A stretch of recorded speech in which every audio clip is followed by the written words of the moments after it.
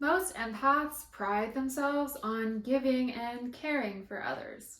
But the truth is that behind all of that giving, many of us carry a shadow of selfishness. In this video, I'll show you why that shadow exists and how to turn it into healthy self-care instead of shame. I'm Monica Goldsoul, the empath healer, and for years I thought I had to put everyone else's needs first to prove that I was a good person. The idea of being selfish terrified me because I didn't want others to see me that way. But the more I ignored that shadow of selfishness and tried hard to never be selfish, the more I burned myself out and the more resentful I became. When I finally faced this selfish side of me with compassion, everything changed because I realized selfishness wasn't some flaw or something that I had to push down in a way. It can be a messenger and be turned into self-care through boundaries. So why does this shadow show up? As empaths, we're conditioned to overgive in order to feel safe or worthy. Being selfless becomes part of our identity. It's how we survive in relationships, by pleasing others, overgiving, being easygoing, being overly understanding of others. But the truth is, the repressed opposite, selfishness, builds up in that shadow. The more we push it down and we try not to be selfish and we try to be selfless and giving and strong, the stronger the shadow becomes because we're giving at our own expense. We're giving to others even when we have nothing left to give, or we're not speaking up for what we want out of the desire to be liked or kind and giving to others. This builds up a lot of anger and resentment because we're abandoning ourselves and our own needs in order to keep the peace or feel loved by others.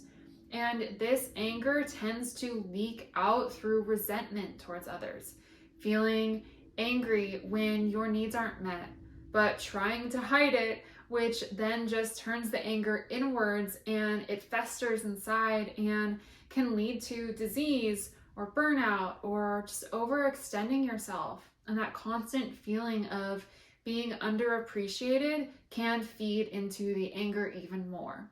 It's not that you don't care, it's that you've ignored your own needs for so long that your shadow is demanding to be heard.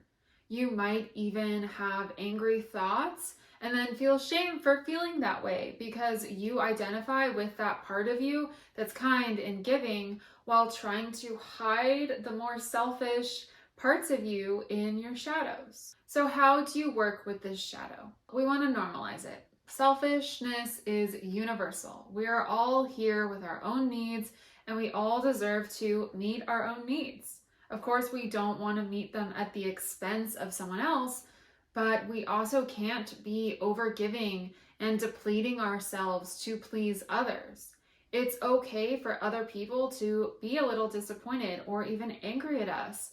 And it's even okay for other people to think that you are being selfish. Especially as women, we are conditioned to be selfless and giving, even when it's making us sick.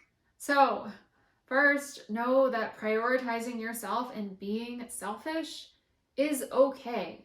And instead of judging yourself, ask, what need am I trying to meet by giving so much?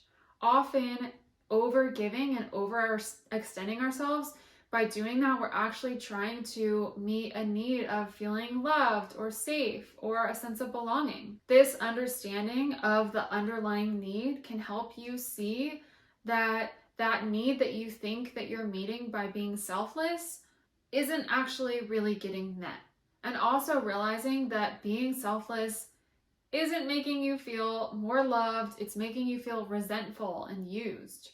This helps show that part of you that that strategy is not working and you need a new one. So then how do you create a new strategy? Well, you flip it into self-care. You flip selfishness into self-care. When you feel that urge to please someone else or overgive because you don't want to be selfish, that's an indication that you should probably be setting a boundary or saying no and being a little selfish.